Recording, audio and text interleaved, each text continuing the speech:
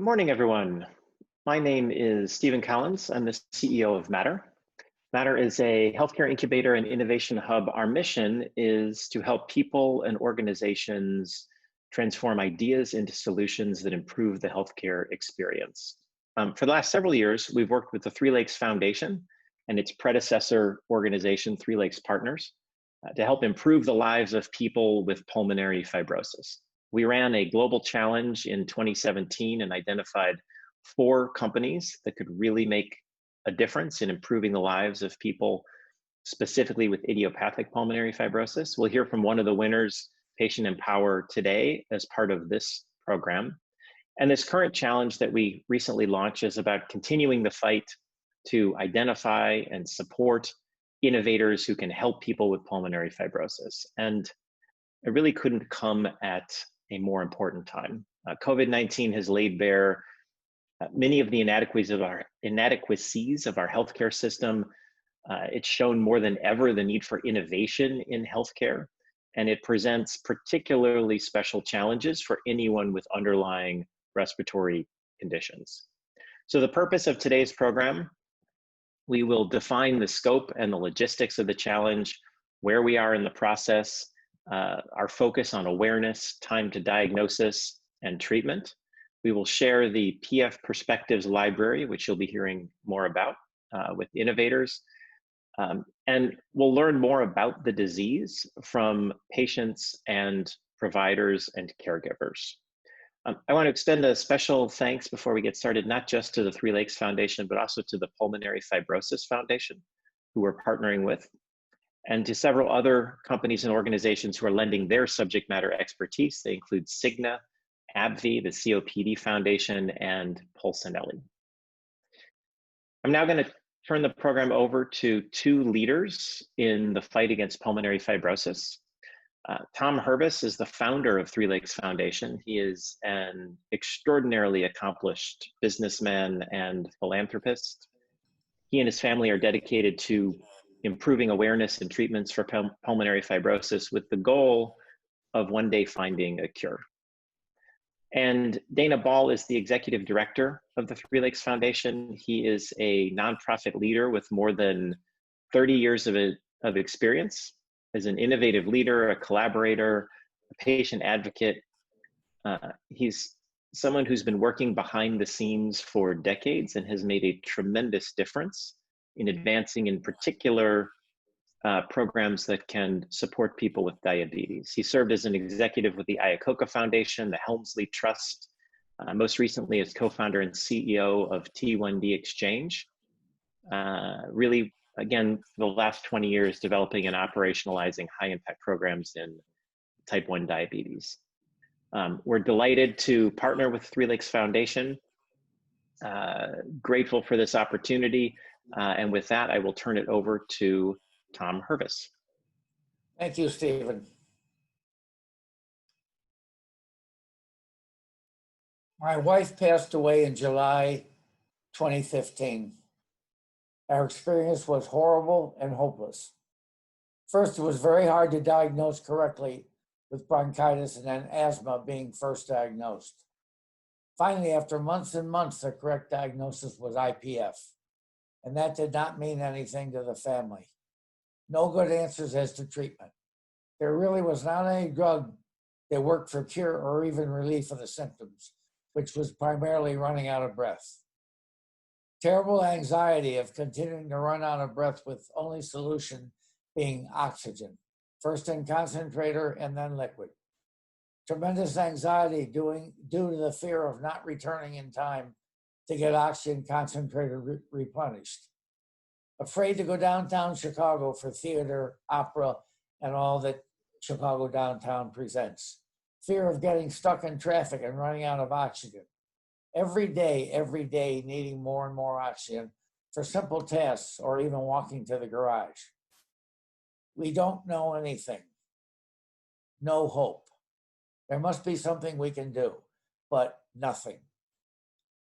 In 2016, we founded Three Lakes with a mission to kill the disease because I was furious, the family was furious, that here we are in the United States probably the most advanced country in the world in medicine, and we have no clue about, what to do. Was there any cure? What was the cause? Or even how you diagnose IPF? First, make the public aware of what it was so it could be diagnosed correctly and much earlier. Get the patients to see a doctor who really could not diagnose it correctly anyway, and unfortunately, there was no solution. We sent people around the world, but there were few answers that could lead to a cure. In 2017, we met Matter, and they hosted our first challenge. We have 3 of those winners here today, and they all have promising innovations. There was some innovation in an oxygen concentrator that would give patients more mobility from the house, but that has been slow to develop. We are excited today about launching our second challenge with Matter, despite the COVID-19 crisis, and here's why. In 2019, we created substantial awareness in Chicago and environments with an awareness program using all media, such as television, radio, outdoor. But in addition, we heavily use Google to identify patients, caregivers, and doctors. PFF provided a destination, a landing page, and we saw some response in terms of downloads, emails, and phone calls. We looked for other partners in our quest to build awareness and response, leading to clinical trials and drugs that would work.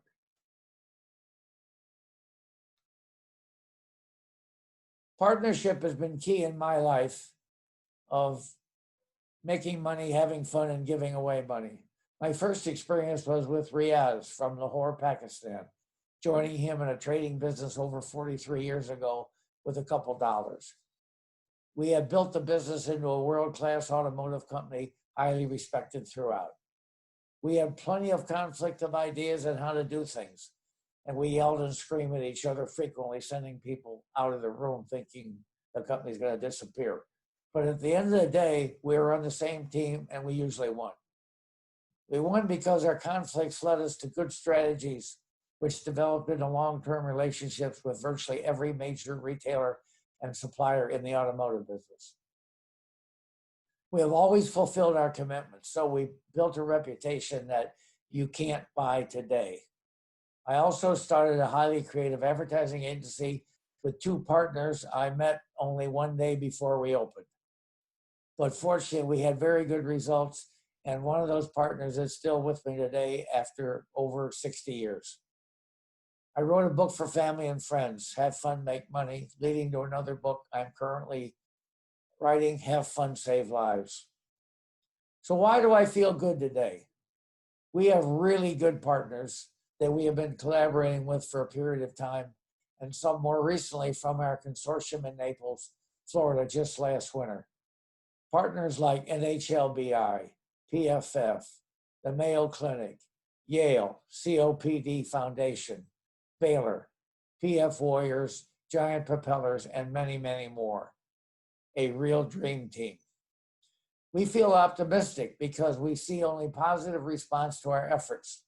And we need that because I don't have 10 years to wait for solutions that work and save lives, and we're not going to wait for 10 years. Incredibly positive attitudes from everybody. I've never seen anything like this in my career. So far, very few, we can't do this, we can't do that. So congratulations to everybody on the team and all the partners that we're working with. Incredible positive attitude. That might be because of all the frustrations that IPF has presented in the past. 2 acronyms I followed in my life. TIC, talk is cheap, and GID, get it done. These guiding principles work every day. Make the call. And most important for the family is we have a relatively new partner for 1.5 years, discovered by my daughter. He has an outstanding track record of working successfully in diseases like HIV, diabetes, and he also, surprisingly enough, has worked for a well-known automotive executive, which he mentioned, Lee Iacocca. And as important virtue, we have a lot of fun working together. May I present a good friend who will carry us to the next level, to the destruction of IPF as a major killer every year. who most of you know, Dana Ball. Thank you. Thanks, Tom and Stephen. I also want to give a special thanks to the Matter team and my team at Three Lakes for your support over the past several months as we work to navigate the impact of COVID-19 on our organizations, collaborations, and especially the respiratory and lung disease communities. As you can see by Tom's comments, Three Lakes Foundation is fueled by passion and dedication. My job is to translate Tom's family's vision into reality. Today at Three Lakes, we are moving forward with renewed commitment to do everything possible and as fast as possible to improve time to diagnosis and accelerate life-saving therapies. It's important to note we believe and we understand that we cannot solve the myriad of pulmonary fibrosis problems alone. And as Tom has shared, we work every day to expand our PF community, collaborators, and partners. What better way to connect across the globe today and meet new innovators and entrepreneurs during a pandemic than hosting a virtual challenge? Thank you all for joining us today. For anyone thinking of participating in this year's challenge, and I hope there are many applicants with us today, it's important to understand this isn't a one and done event for Three Lakes.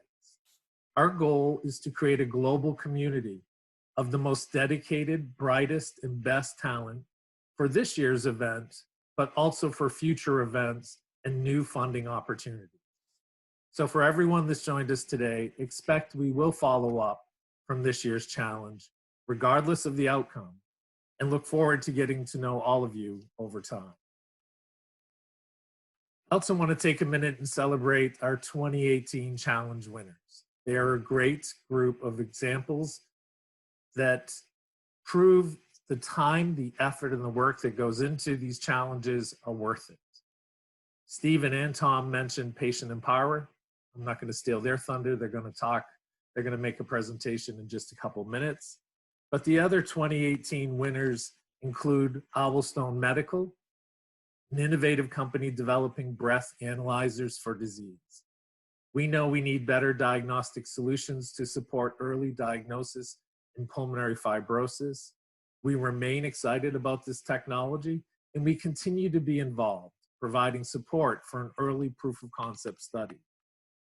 Level X is a technology company that develops medical video games to educate physicians to successfully detect and treat disease, hopefully improving clinical decision-making at the point of care.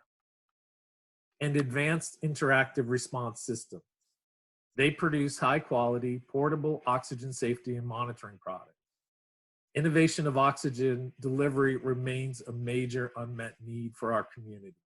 We hope there are many people working on these technologies to deliver a better product and experience for oxygen users. I think what's most important for me to share before I hand this back to Stephen is I know we can do this. I know we can drive change and we will be success. I know because I've been on teams that turned AIDS into a managed disease. I've collaborated with engineers and medical device companies that have delivered automated insulin delivery systems currently on the market. I funded stem cell research and development of biomaterials to create a biological pancreas. None of this was easy, but with the right team and a little funding, we got it done. And as you just heard, GID in getting it done is a big theme for Tom Hervis and Three Lakes. I believe the time is now to dream big and work as fast as possible to change PF from hopeless to hopeful.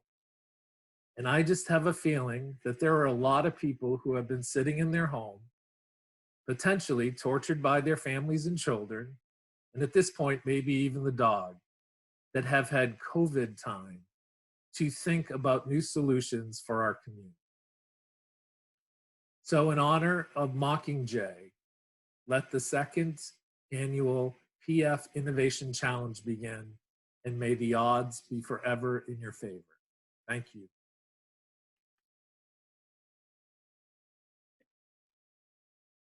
I have never had to follow someone who made a Mockingjay reference. I'm not sure where to go with that, but I love that. And reminds me, listening to both of you speak, how fortunate we are to have the opportunity to partner with you, not only because you're passionate about solutions for pulmonary fibrosis for this particular condition, but because you actually have the ability to get it done and have the experience and the track record. The next part of the program, we thought we would start by hearing from patients and caregivers that are really at the core of the pulmonary fibrosis community. And through our work with the PF Perspectives Project, we met our next two speakers. First, I'd like to introduce Stephanie Golden. She is a dedicated daughter and caregiver. And Stephanie would like you, if you could share your story. How did you discover that your loved one had pulmonary fibrosis, and what are some of the challenges that you have faced along the way? Thank you, Stephen, and good morning, everyone. Again, I'm Stephanie, and I had the privilege of loving my mother through idiopathic pulmonary fibrosis. I would like to share with you today the importance of the early warning signs of this disease.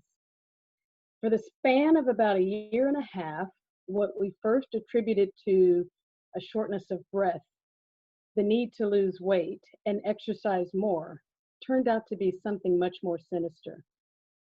There were two occasions, both in grocery store settings at the checkout counter, believe it or not, where my mother fainted.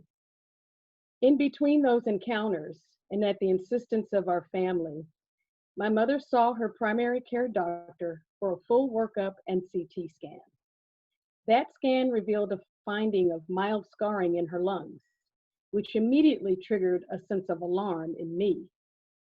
While I knew nothing about pulmonary fibrosis, as a person working in a healthcare setting and an avid reader of health-related information, I knew that this could not be good. My mother put her full faith and confidence in her physician, being treated with inhalers and a corticosteroid, and I would research the symptoms, share possible causes, and encourage her to inquire with the doctor about the information and potential reasons for her illness.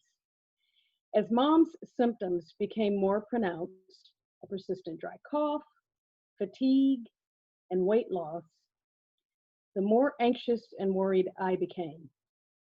During one particularly troubling time, I asked her to describe to me what was happening. And she said to me, "It's like I'm not getting enough air." Mom thanked me for asking that specific question because it helped to bring understanding to her struggle with communicating exactly what and how she was feeling. This was one of a few times I felt most helpful, giving validation to what she was experiencing.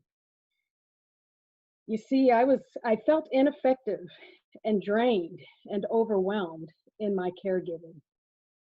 There were many late nights of researching the internet about treatment options, prognoses, and what the cause could be. I racked my brain about how this could have happened. Why her? What did we miss?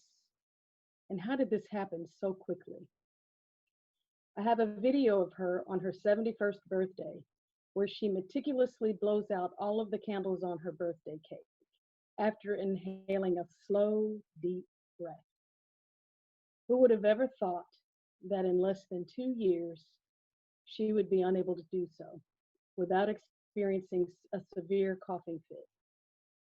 Just 6 months before her death, I remember watching my mother dancing her butt off at my brother's birthday celebration. She kept up with the dance instructor when those half her age could not. But 6 months later, at the age of 73, my mother was gone. Losing her was one of my biggest fears, leaving me feeling traumatized, devastated, and very angry. It was like being on the losing end of a race against time. I didn't truly learn what the Pulmonary Fibrosis Foundation had to offer until after Mom died. Before that, there were many Hail Mary attempts to understand what we were up against. Late nights of researching diagnostic information about idiopathic pulmonary fibrosis, desperately trying to find the right treatment options, and praying that she would be a candidate for transplantation. It was like an 11th hour effort to keep her alive. After her death on October 12th of 2018, I determined to learn more about the Pulmonary Fibrosis Foundation and this rare, dreadful disease, as well as how to advocate for others traveling this devastating road. So, I am both excited and grateful for the innovative work that you all will embark upon in search for solutions and treatment options. No doubt, Miss Olga, that's my mom, and the other loved ones also snatched away by pulmonary fibrosis will all be cheering you on in spirit. Thank you. Thank you so much, Stephanie, for sharing your experience. We really appreciate it. Next, we'd like to hear from a patient and an advocate and a physician, Dr. Mary Luz Fuentes. Dr. Fuentes, can you tell us about your experience? How did you learn about your pulmonary fibrosis? What are the challenges that you have personally faced, and how, as a physician, do you think we should be considering pulmonary fibrosis? Thank you, Dana. And I'm delighted to be here, and I thank you. I'd like to thank the Three Lakes Foundation and Matters and all the collaborators for this opportunity. I'm delighted to be here. When I was 47 years old, I was a previously healthy young woman, very ambitious in practice, a regular family physician in the community. And my symptoms started as in the fall of 2007, and it started like many other patients with an insidious dry cough that did not seem to go away. I took cough drops, cough syrups, hot tea, everything that I used to recommend to my patients that had common colds. But the cough stayed with me, and it did not go away. I used to, I must confess that I used to sneak some of the bronchodilators from the sample closets and take it with me when I went to bike rides, because I was convinced that I had developed late onset exercise-induced asthma. So I pre-medicated myself. In fact, I had a patient that was a friend that I knew for a long time, and we used to go to bike rides. And so I remember using my little pump and going with her, but I couldn't keep up with her. And she, sure enough, she ditched me. I mean, bye-bye, and it no longer was a good riding partner. And then after 3 months of persistent cough, my husband, I guess he was getting annoyed by the fact that I coughed all the time, and asked me to see a real doctor. He said, you really need to go and see I didn't have a primary care physician, because in the practice I was healthy, I was no medication, so we kind of help each other in a way. So unfortunately, I didn't have a primary care physician. So what I did is I actually decided to go and see an allergist. My patients come to my practice and said, Doc, you need a doc. And then people that I saw frequently noticed my cough. So I ended up going to an allergist, because I thought that it was asthma or allergy related. So I ended up going to an allergist, and he put me, I think he did a spirometry, and he told me that I didn't have asthma. He didn't do an x-ray, but he told me that I had bronchitis. And so I took antibiotics for probably 3 weeks, I remember. And of course, my cough didn't go away. So I decided to continue to taking over-the-counter medications to see if the cough go away, but nothing. It did not go away. My cough was diagnosed also as a gastroesophageal reflux disease, and I was put in omeprazole, and of course I continued to be coughing. Later on, I developed shortness of breath, and it was very difficult for me to breathe and going up the stairs. I used to take the stairs in the hospital. So to accommodate myself, I ended up taking the elevator because I knew that I was not going to be able to do it. So, and then I thought at that point that I was at the point to have my heart was not working. So I ended up making an appointment with a cardiologist that I knew. And I said, well, you know, I was 47, pushing 50 at that time, middle age. So I am either getting, you know, I'm probably out of shape or something is wrong with my heart. So go ahead and see me. So I made an appointment with him, and he put me to an extensive workup, I remember. And then told me that everything was great, that I looked wonderful, that my heart was healthy, my ejection fraction was optimal. And so he suggested for me to see a pulmonologist. And sure enough, and by that time was like 7 months into the symptoms. So I made an appointment with a pulmonologist, and he was the first one who actually did an x-ray. So he said that there was some bilateral infiltrates at the bottom of the lungs, and he got excited and put me through a whole battery of tests. I remember having, he actually sat with me, and did a thorough history and physical. I remember talking about causes of cough and environmental factors and anything that might be related. Why of a young woman that had this persistent cough that doesn't seem to go away. He gave me a chest x-ray, like I said, a serology test, pulmonary function test, and did a high resolution CT scan. He also, I remember having a bronchoscopy with a bronchoalveolar lavage, and told me that all the tests were okay. Everything was okay, Mary Louise, you know. And then, so he looked at me at the end, and with the high resolution CT scan, had some fibrosis on it. And there were some suspicious pulmonary fibrosis. And he told me that, he looked at me and he said, you know where we're heading to? And of course I knew that he wanted at that time a lung biopsy, but that's not what I wanted to hear. I wanted to hear something else. And I just looked at him, and he finally told me what I wanted to hear. And I wanted to hear a second opinion. And that's what he said. So here I was with my husband. We went to have a second opinion.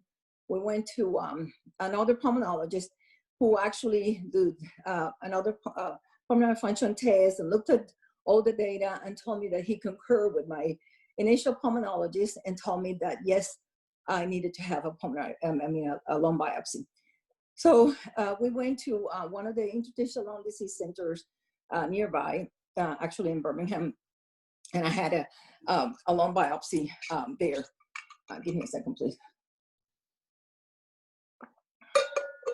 My biopsy was read by a woman that was very versed in the pulmonary fibrosis arena, and it came back positive for UIP that time. So I was 47.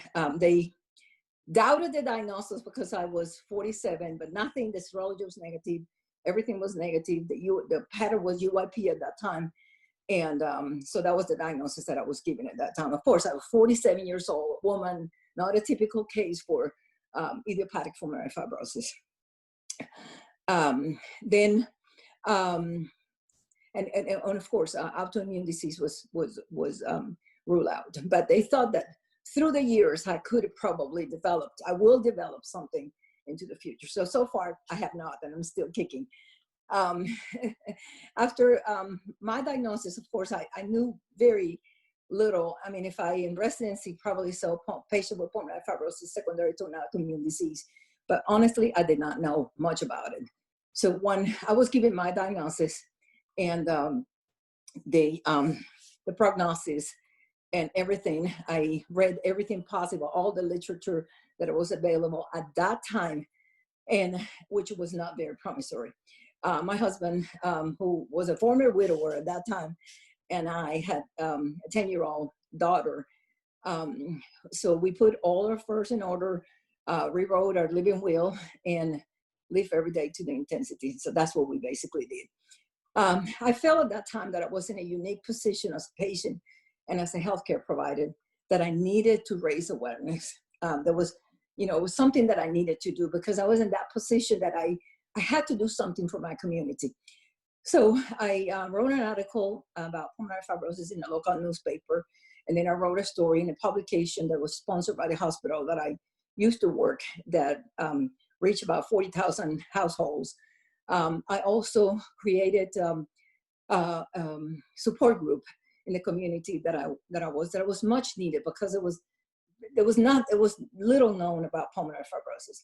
And then when I had the group, with the help of my pulmonologist at that time, I remember patients, after reading the articles in the newspaper, and came to me and said, well, you know, this is what I have. I didn't know anybody who had this pulmonary fibrosis. I had no idea what this was. And I'm glad that I can find some help, and that I can see myself in you and other people right here. So I think and so we started working together with all the patients. There were families that came to me that some member in their family had passed away, and they knew that there was something. So we started working. And I remember going to the pulmonologist practices and taking my flyer. Here I am. So send me the patient with pulmonary fibrosis to the clinics, and we pair with the respiratory therapists in the hospital. And we found a nice place that was easy accessible for the patients. And I tell you, I didn't get much referral. So I have to every month go there and see them in rounds and say, hey, the group is still available. Send me some patients, because, you know, it was almost like it didn't click. And I hated when I saw patients and I asked them, so did your pulmonologist refer you to the group? And they said, well, he didn't mention anything. So it wasn't hard work, you know, working and putting flyers in the elevators in the hospital, put it everywhere. Remember, I had a great department in the hospital that helped me with that, printing flyers and everything. So there was actually, and later on, they knew more about it and start sending patients to the group. As a patient, I faced several changes. The ongoing cough is a major one for me. It is a nuisance. It is an inconvenience. It's a social problem. It's a social challenge that, and now after COVID, it's even worse. To me, like Tom, I love opera. We have a beautiful opera theater here in Tampa. So I used to buy season tickets, and it was one of the things that I decided not to do for this season. Unfortunately, I have gotten some looks. I have been basically discriminated, if I can say that, and now stigmatized more after COVID, that I decided not to. So for me, that had been a major challenge. My productivity was affected to the point that I'm now working half-time. I have not retired. I have not become disabled by choice, but I'm working half-time because it's a little bit difficult talking. And right now it's been a year that I use oxygen, so it's a little bit more challenging for me. I'm currently taking medications that slow the progress of the disease, but does not change the quality of life. And I think that's a major challenge as well. As a healthcare provider, I feel that there's more, we need more education and tools to empower our patients to come to the people in the front line and express their concerns. And for the primary care people, we share the arena with PAs, nurse practitioners, health mental clinics, and that needs to be educated in order for them to gear them and put it to the right persons. Not all the cities do have ILD specialized centers nearby, so we need to have more empower at the level of the primary care, know where to refer the patients, and guide them for treatment. Thank you. Well, thank you so much, Mary Luz. You know, listening to you and to Stephanie, it's the stories that you just hear over and over of people who are touched by this condition. So I'm really glad that both of you were able to, that we met both of you, and that you were able to share your stories and your experiences. I'd like to invite now two additional people to join us for a conversation. So one is Fernando Martinez. He is the chief of the Division of Pulmonary and Critical Care at Weill Cornell Medical College in New York City. He is an extraordinarily accomplished clinician and researcher who has won too many accolades and mentions for me to go through, because I want to actually be able to ask him some questions. And second is Eamon Costello. He's the CEO of Patient Empower.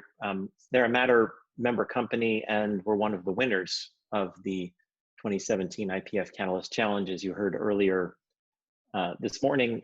Patient Empower, it's a digital healthcare company that provides technology solutions for people living with long-term illnesses. If anyone listening has questions for the panelists, please use the chat function. I will work those into the conversation. And to start things off, Dr. Martinez, I'd like to start with you. And, you know, as a clinician, maybe let's level set. What actually is pulmonary fibrosis, and how does it present? How do the, when you are seeing new patients and diagnosing them, what does that presentation look like? Well, thank you for inviting me. Before I answer your question, let me just make one introductory comment. Because I've worked now with the Three Lakes Foundation for several years. I've gotten to know the Hervis family. Dana, you've revolutionized that foundation. And they are truly one of the most dramatic groups to work with. They're an honest broker. They have a good goal in mind. And I think if anyone can accomplish that, is Tom Hervis. And his daughters. I mean, they're amazing people. And Dana, you made a comment earlier regarding when you have a challenge, that this is not a one done deal, that you will continue to pursue that. So I was a loser in the 2017 challenge, and I have spent years now working with this Three Lakes Foundation, and they've been a key member of my clinical work, my investigative studies, and my interactions with the NHLBI. And I was a loser of the challenge. Just goes to show how important it is to work with this group, guys. And so now I'll answer your question, Stephen, because I think that those two stories are remarkably moving stories. And they are, unfortunately, the typical pattern that we've seen for decades. Because you have an obviously very smart and accomplished daughter who was the person who made the diagnosis, and her mother.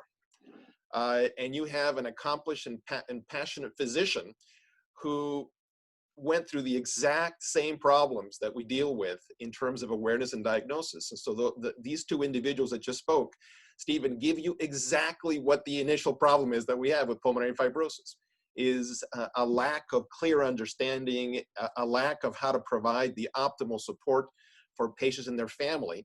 And so as folks are thinking about their challenge, these are two of the things you guys need to help the Three Lakes Foundation in addressing. Pulmonary fibrosis is a progressive scarring disorder that occurs in the lung tissue. It's a rare disorder, but clearly one that impacts folks. And so, Mariluz, when I heard you saying that you were middle-aged at 47, I'm like, oh my God, you're pediatric age. What are you, 47, you're a baby. What are you talking about? And so it is a disorder that, unfortunately, Stephen, presents with symptoms that are very typical of other more common disorders. And so, Mariluz, when you're thinking as a primary care clinician that this is most likely going to be asthma, at your age, that was statistically much more likely, no question about it. And Stephanie, as you were thinking about your mom becoming increasingly breathless, pulmonary fibrosis is an unusual cause of both of those symptoms. Unfortunately, it is one of the most serious causes for those symptoms. And I think one of the components, Stephen, that I think is particularly crucial for this innovative challenge is that the Three Lakes Foundation and the Hervis family have really one of their principal goals to ensure that we develop innovative ways to enhance the awareness of this disease. And so I think that is one of the key reasons. Listen to those two stories. Those are exactly the problems that we see when we deal with pulmonary fibrosis in our patients. It's so frustrating to hear that you two ladies had to deal with this in just the last few years.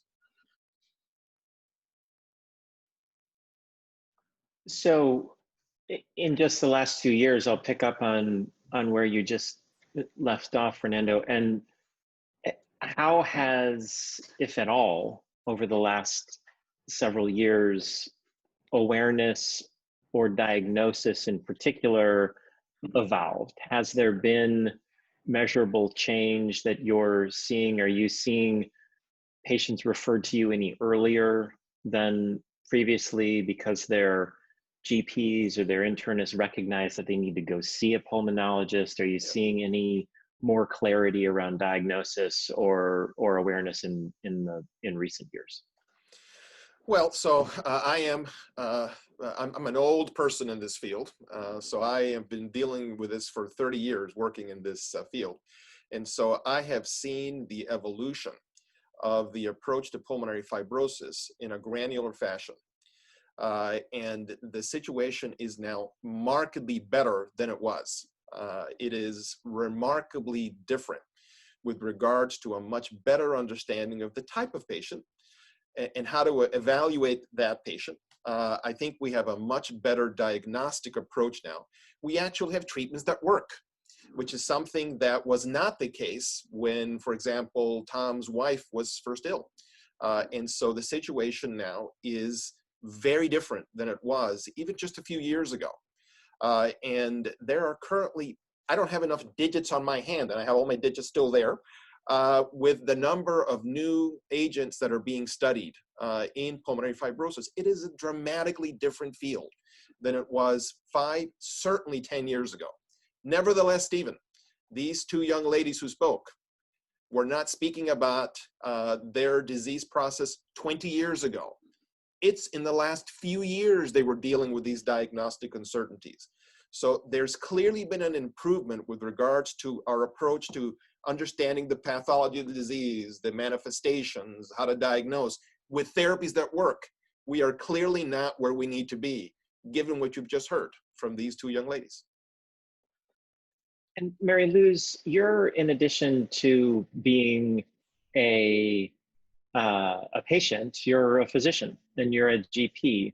And we haven't discussed this, but I'm just wondering, have you encountered patients with pulmonary fibrosis in your own practice, and how has that, how has that been for you?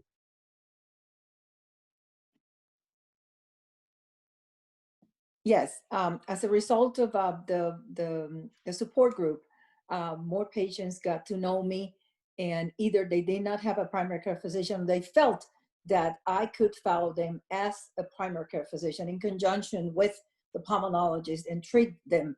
I had the empathy. I knew how to, I knew how they were feeling. So for me, it was easier to understand and given the time and coordinate their care that they needed, so much needed with the ILD centers or the pulmonologist. So in my office, for instance, we had a couple of nurse practitioners, and they were very tuned to the symptoms because I was very much, I was adamant about talking about the disease and raising awareness, and they knew me in the hospital. So, so towards the end, before I retired, or I left the practice, my husband was the one who retired, and we moved to Florida. And so before I left the practice in Alabama, my nurse, we ended up actually diagnosing a patient with pulmonary fibrosis and send it to the ILD center where I was treated. And as a matter of fact, I was on vacation that week, and who saw that patient was my nurse practitioner, my savvy nurse practitioner, who actually, yes, and so that patient did the follow-up. It's not like, I'm going to give you antibiotics, I'm not going to see you. So she brought her back, and I was back in the office, and what do you think about this? Let's do a CT scan, because there were some infiltrates, and one thing led to another. And that patient, unfortunately, that happened to be before Thanksgiving. He passed away in October, but we were able to lead him to the diagnosis and suspect the diagnosis, talk to my own pulmonary treating physician, hey, Joao, I'm going to send you a patient that I think it has this. And sure enough, there was a connection in there. He was but to the help of my nurse practitioner that were much aware of thinking of and having in the back of the differential diagnostic for a 72-year-old a man that didn't stop coughing. So yes. Eamon, you're an entrepreneur. You're building a company. You have the like every entrepreneur, you have a series of choices to make about where to focus your attention, and you can only focus on so many things at once, or you risk diluting everything you're doing. What drew you to this space in particular? Why is this one of the areas in which you are focusing? Yeah, so I was initially drawn to the space. I hadn't heard of pulmonary fibrosis, so I was drawn to it by our Chief Scientific Officer, Colin Edwards, who had worked in this space from his time in the pharmaceutical industry. And I suppose, initially we looked at it from a commercial perspective, and there was 2 drugs approved, as Fernando mentioned. As he also mentioned, there's lots of molecules in clinical trial. So for us, that said, there's money in this space. But aside from the commercial potential, which I suppose is, as an entrepreneur, what you have to look at initially for your business to survive, I think once you start working in pulmonary fibrosis, you will find it one of the most rewarding areas possible to work in.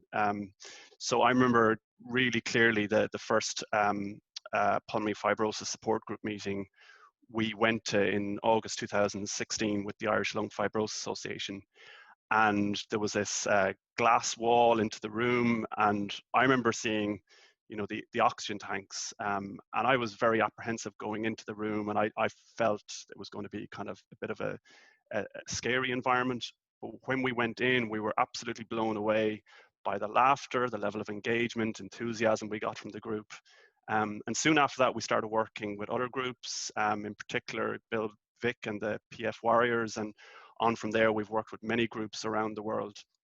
And what innovators will find is you will not find a better group of patients and physicians and nurses to help you with your development, and that we continue to kind of work with today. So you will definitely kind of, make plenty of friends. There'll be a lot of fun working this area, but I think there is, real commercial potential in this space as well. And why? So you've been operating in this space for a few years now. What's your take on why there's low awareness of the disease and what the causes are there? And then I'll ask the other panelists to chime in with their perspectives as well. I think because it's so uncommon, it is a rare disease, but possibly kind of much more common than people are aware because of the poor diagnosis. I think that's one reason. Historically, there was a lack of treatment, so maybe some clinicians were reluctant to go looking for it because, as many people, as Mary Lou's mentioned, she was putting her affairs in order. Bill Vick has said the same.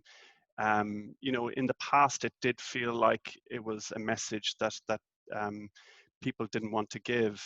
But I suppose, the hope is through the work that Matter and Three Lakes Foundation are doing, that awareness is growing, and maybe, lung health, because of COVID-19, there is a better awareness in general about this. Mary Lou's, anything to add with your perspective on just, why is awareness so low? I think it's, and again, common things are more common, and it is less common, and it's a disease that overlaps with so many other more common diseases. So I think that's part of the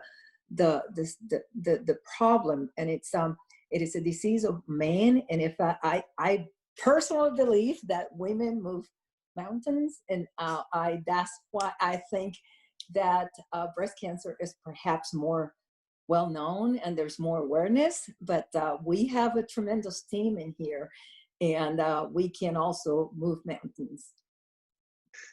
Absolutely.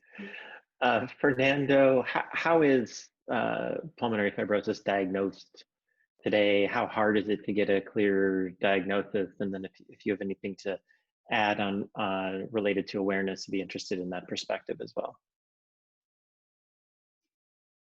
I think you're still on mute. I'm too. Nope, you're still on mute there. You're right. There we All go. right, so how's that? Welcome Perfect. to COVID era Zooming. There you go. You saw it in the Democratic Convention last night. Even then, they were having problems with transmission. Well, so following up with what Mary Lou said, I think that the diagnostic dilemma is in part because the symptoms overlap with much more common disorders. And I think that what I've attempted to do for the last few years is reshift some of my educational endeavors towards the primary care community more than the pulmonary community, because I think that a cough for 3 or 4 weeks, Mariluz, is not a common thing. Or the level of breathlessness that your mother was experiencing over such a period of time, Stephanie, that was something that should have been, this is not right. There's something wrong here. If you come to my clinic, today was my interstitial lung disease clinic, you would think that everybody has pulmonary fibrosis. But if you're a primary care clinician, Mariluz, it's a rare disorder in that setting. And I think it's important for us to be able to get across to our primary care clinicians. There are some things that should tip you off, that you should think more carefully about other potential components, particularly now that, as my Irish colleague has said, we actually have treatments that actually work. And so I think that that's something that's crucial.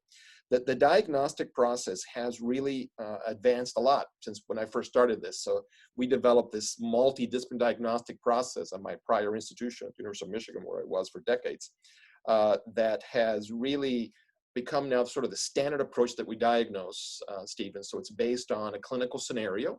A younger woman, that's a rarer process, Mariluz, you're absolutely correct. An older woman is much more likely, as you said, Stephanie, so that fits with that component. And it is the early introduction of CAT scanning. An appropriate CAT scan modality, I think, is one of the things that's become very clear now.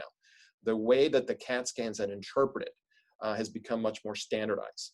And so I think those components have really advanced the field of diagnosis. But even with that, there still remains diagnostic uncertainty, with still people having to undergo surgical biopsies. Mariluz, I'm sure you can tell about the fun that entails. And I think that one of the key areas for some of your colleagues that may potentially want to compete in this particular challenge is the approach to enhancing the diagnostic methods. And I think that was one of the things that was introduced in the last challenge with the exhaled breath condensate component. That is a very simple thing. If that works, that would be a major advance. Whether it's blood testing, it's become standard in oncology now, doing liquid biopsies with blood. Boy, I tell you, I'd love to see that in the pulmonary fibrosis field. I'd love to be able to see simple diagnostic modalities that would allow me to look at you, Mariluz, or at your mother, Stephanie, and be able to say, you will have a problem in the next year versus you will not have a problem in the next year, so that you can guide how you would like to think about the therapeutic approach. That, I think, Stephen, right now is one of the most needed areas for us, is simplifying the diagnostic process and providing the patient a clearer view of what their expectations should be so that they can make appropriate decisions over the course of their disease course. So anybody who is listening, who's contemplating where to focus, that was, I would say, a key point right there related to diagnostics. Let me just stick with you for a moment on treatment options. People have mentioned those. What are the, well, briefly, what are the treatment options that are available, but maybe more importantly, what are some of the deficiencies therein, and therefore the opportunities for innovators? Well, I hate to hog the call here. Sorry about that.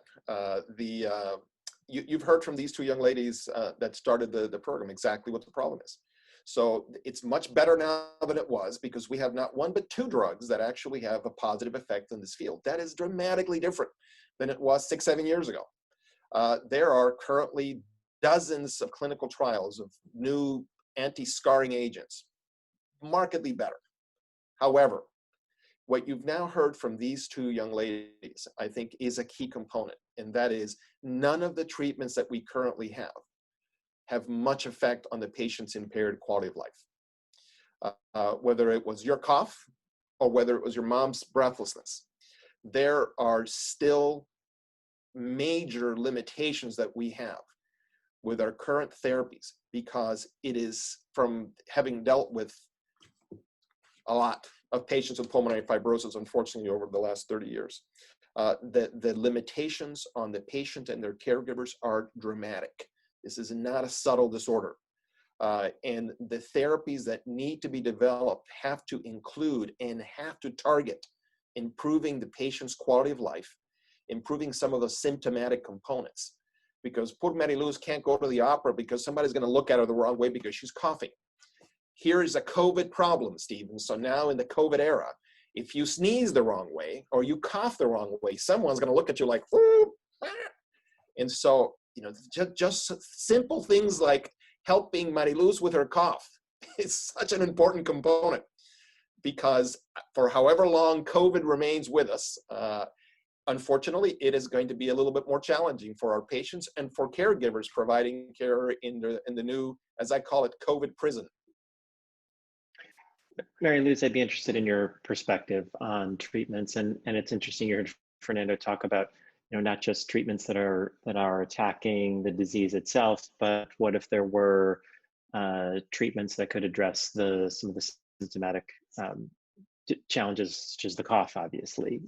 And so, what has been your experience with treatments? Well, actually, I agree with Fernando. And again, 10 years ago, we didn't have a drug, nothing, absolutely nothing. And after 2014, when the two drugs, antifibrotic, became available, there's a hope that it does not cure the disease, but it slows the progress of the condition. So that's a tremendous help.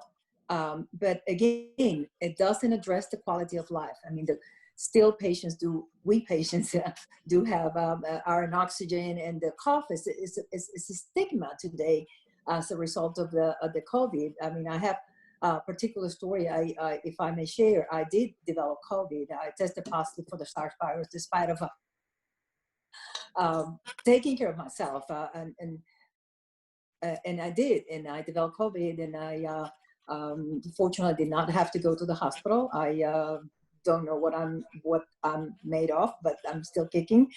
But follow up when my pulmonologist shows that there has been some decrease in the forced vital capacity, and also in the DLC, about 13%. So as you know, Fernando, is significant. So right now I'm being sent for the lung transplant, which I'm not too thrilled about it. It's just the surgery for me is a piece of cake. I know that I'll be walking in a week, and I don't have any doubts about that. I do fear what it comes after, because it's changing one disease for another, and some other things, the side effects of the medication, the rejection, all those things I do fear about that. I feel that the cough is the stigma right now. I'm taking too much of the time, but I want to share a story. I haven't been out since COVID, and after recently, about a couple of weeks ago, when I tested negative again, of course, very responsibly and wearing my mask, my husband and I worked all day and didn't plan for dinner. And he said, well, let's go and pick up something and bring it home. So we went to the restaurant, and he said, well, he went out and checked out the restaurant, and it was okay. So he said, there's 5 people and all the tables are spread out. So why don't we come? I said, you think it would be safe? I did. So he said, I did. So we went and we sat. Sure enough, the minute I sat down, I started coughing. It never fails. And I have the mask. By the second time I was coughing, the people that was one table after mine, about not 6 feet, but 10 feet away from me, started looking at me like I had the cooties. And I knew that was, it's not the first time, not the last time. By the third time I coughed, the man shouted, didn't come to my table, but shouted, why don't you stay home? You should be home. Seriously, why are you here? And I was looking like, it isn't with me. Shouted in the middle of the room. I didn't take my mask. So that was the last time. I It's very embarrassing because I would be exposed to somebody, take advantage of me and disrespect me. So it is a problem. It's a stigma right now to me. Oh, yeah. So Absolutely. Lordy. mm-hmm. And I Yeah, understand the fears. I mean, it's understandable. Believe me, I do. But Stephen, one of the other things that I think that is highlighted by that story, because it's sort of the third challenge that I would put to your colleagues that are out there, has been that the COVID era is unfortunate. I mean, it is here, and we have to deal with it. And there as always, I've learned this from Mr. Hervis. Even though there are challenges, that always brings up opportunities. And so we need to take advantage of some of these components to be able to make some changes in how we're delivering care for our patients. And so I think that, Eamon, what you're doing in terms of remote technology is a crucial area now. It is much more difficult for us to manage our patients because either the patients are hesitant to come into a healthcare setting, or even simple lung function testing, Maria Luz, is difficult to obtain now because of the potential aerosol generating components that are present in the simple lung function studies that you've done over time. And so I think that a lot of us have shifted a lot of our care into a virtual environment. And even people like you who are savvy in that field need to help us in developing appropriate ways that we can use the technology to aid patients, their family, and the clinicians in dealing with the disorder. And Stephen, I think the other component of COVID is we need to take advantage of COVID to get across to the broader community in the world that lung health is important. COVID has a negative effect on the lungs, and use that to be able to aid us indirectly in enhancing awareness of the pulmonary fibrosis patient and their caregivers. It's an opportunity that we have to embrace because it's here. You can't ignore it. As much as many want to, you can't. Eamon, you're again, you've been working in this area for some time, and then COVID-19 comes along. How have you seen that change the challenges of the pulmonary fibrosis community, the communities that you're interacting with, the patients who you're supporting? What has been the impact from your point of view, and the impact on innovations, frankly, the demand, the uptake, and the opportunity as it pertains to technology innovations like what you're working on? So for the patients, I feel for Mary Lou's because the cough, there was a stigma associated with before COVID, and now I can only imagine how horrendous it is to someone to shout at you in a restaurant like that. What as Fernando said, this does present an opportunity, and where maybe there was barriers to change how things were done before because people like the way things are working and they don't want to upset kind of the status quo.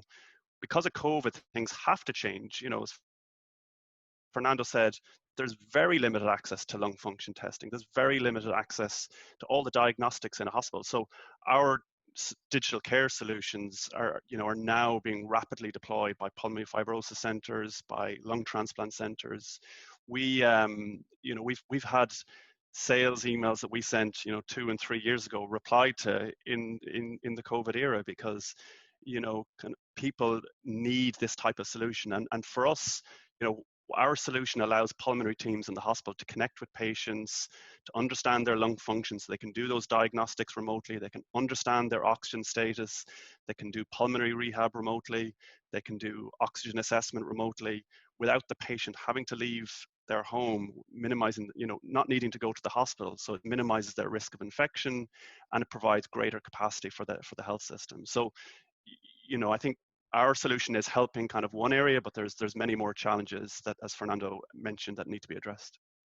And even if you had a magic wand and could wave it around and change one thing as it relates to pulmonary fibrosis based on your experience, and where would you cast the wand? Very difficult to say one, given everything that Mary Lou's and Fernando have just mentioned. I mean, the IPF cough is an obvious one. Just and in general, the quality of life. So treatments for quality of life. I know there is a drug being trialed for IPF cough. I think if we could reliably understand and predict and understand declines in lung function, so aside from the very specific case that Mary Lou's mentioned, you know, it's quite common, you know, that patients will go back for a routine checkup and their lung function will have declined. So if we had a way of understanding that or predicting that and being able to treat that, you know, that would, you know, along with kind of quality life, massively kind of improve kind of longevity. And I suppose kind of maybe a final one would be, you know, we know definitely some of pulmonary fibrosis is genetic related. So if we could easily find genetic defects and have treatments to fix the genetic defects, I think that could be transformational for a subset of the patients as well. Mary Lou's, I'll ask you the same question, and then Fernando, I'll give you the last word. Mary Lou's, you've got a magic wand now. You can wave it and change one thing relative to pulmonary fibrosis. What would it be? I honestly have to echo Iman, and it's very difficult to pick one, but the cough is very important to me. I think it will bring quality of life. It will allow the patient to regain their own life, to be able to go to places, enjoy their families, and basically have a quality of life while dealing with their disease. And is that different pre and post COVID, or was it just as significant of a challenge pre-COVID and with the additional stigma associated? I think it's worse now. I mean, I think COVID has actually bringing a positive or a negative impact. The positive because we're more aware of what pulmonary problems are, and negative because it brings more fear right now. It is bringing more isolation. You know, right now we all covered with masks. We cannot smile to our patients. We cannot touch our patient and read them and tell them and pat them in the back and tell them that you're going to be okay. All those things are detached or disconnected. So the empathy, as we heard last night, the ability to walk in someone else's shoes is so hard to demonstrate right now for our patients. Boy, that is so true. Fernando, give you the last word with the magic wand. Well, I mean, I think if I had a magic wand, Stephen, and I've learned from Hervis, Mr. Hervis, the senior, to not put obstacles to what you'd like to accomplish. So he's a pretty all-embracing kind of guy. Has been that I would love to be able to have a simple way of making an early diagnosis and to provide a cure to these individuals. I mean, that would be the ideal thing. And I think, Tom, that's your goal. I think we'll get to that situation. But in the interim, because I like to work incrementally in my mind, having been in this field for 30 years, I would like to ensure that whatever therapeutic approach that we take strongly incorporates what the patient or their caregiver, I'm looking at two young ladies on my screen right now, what their input has to be. And that is, you really need to consider what the patient needs to be able to function more effectively and to maximize what they want to get out of life. It's not my decision. It's your decision regarding what you want out of your life. My job is to maximize your likelihood of achieving that goal. And so I think that I've been working in the therapeutic environment for so many years now. I've become sort of a broken record in talking to my colleagues in saying, you've got to take into account what the patient wants. And whatever the therapeutic approach is, it has to incorporate what the patient's goals are. They're the ones that are making the call here. And I think, Stephen, I think in the interim, that's what I'd like to see as one of the components. So whatever your challengees out there can do to aid us in facilitating the patient's quality of life, that is a crucial thing. I've seen some of your chat questions regarding, Tom, someone talking about the difficulties in oxygen delivery, one of your passionate things. And so there are clearly still components that are quite relevant to our patients that may not be as sexy as curing the disease, but are really, really practical for someone like Mary Lou's tomorrow. And so, you know, we got to keep that in mind. This is an opportunity for your folks that are innovative to aid with some of those components as we aim for the broader ultimate magic wand. Not that I'm giving up on that, Hervis. I still think that's the ultimate goal. Thank you so much, Fernando and Mary Luz and Eamon, for sharing your perspectives, your experience. Really appreciated, and for all the innovators who are listening, you heard a lot about areas related to awareness, to diagnosis, to treatments, where there are real unmet needs, where there are real opportunities to make a difference in the lives of people with pulmonary fibrosis. I'm going to turn it over now to one of my colleagues, Gina Konstantakopoulos, who is going to share more about the details and logistics of the challenge and what you need to know if you're interested in applying. Gina. Thanks, Stephen. Let me just share my screen here.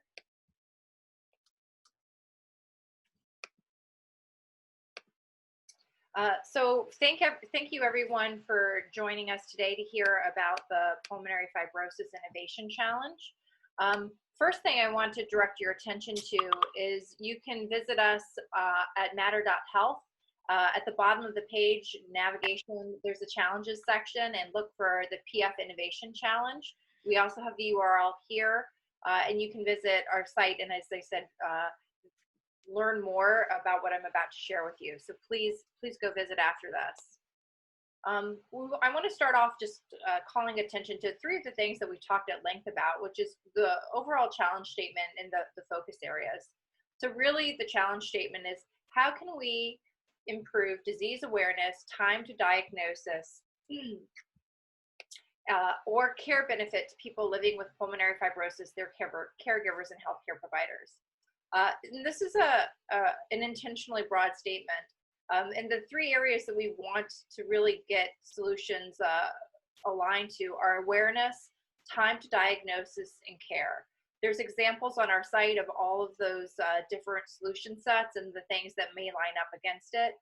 We encourage you to go visit that and see if you have an idea that matches up, or maybe something that can even move beyond it.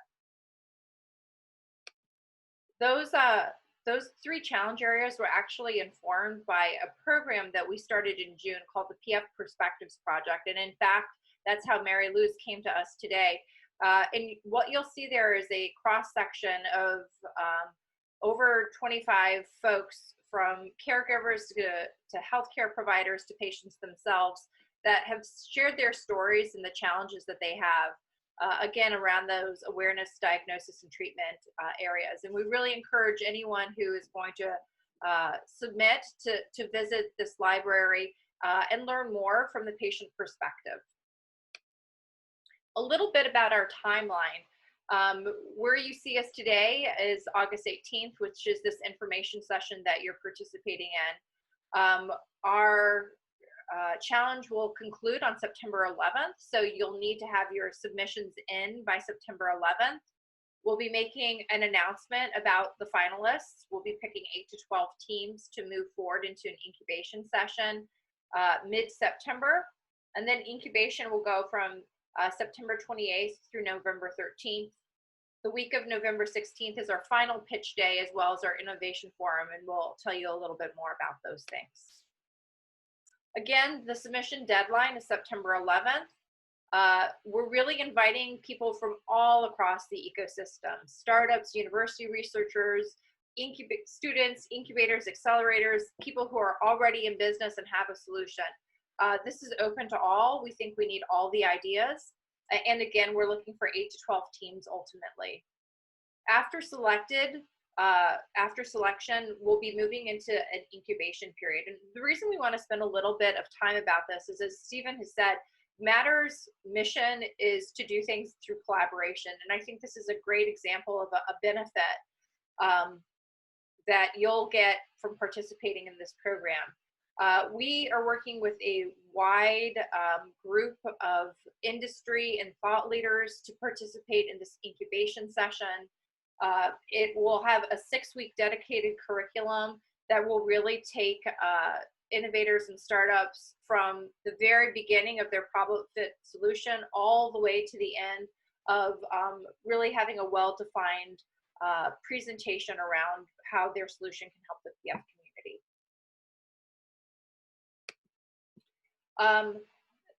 At the end, the week of November 16th, we'll be having an innovation forum and pitch event. It will be a series of events highlighting needs very similar to some of the needs you heard today from our speakers about the PF community.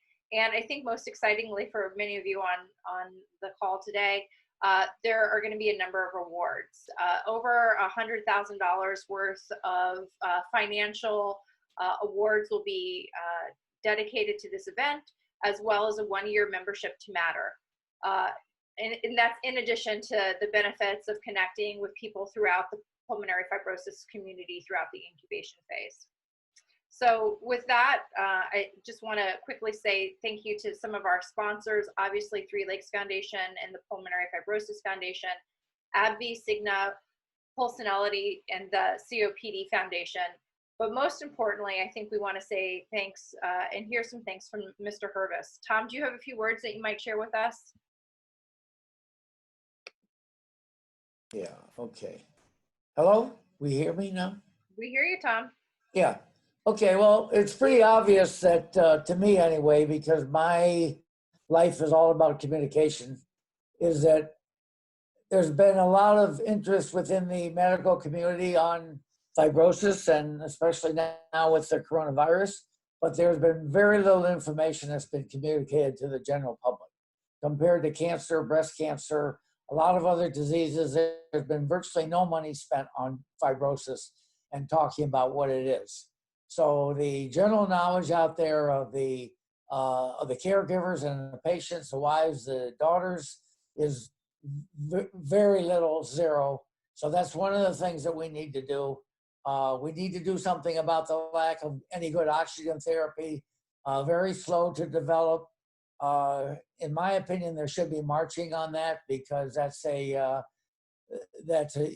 huge part of the quality of life, to say the least, probably the most important. It gives the patient the mobility to travel, and yet that's not out there.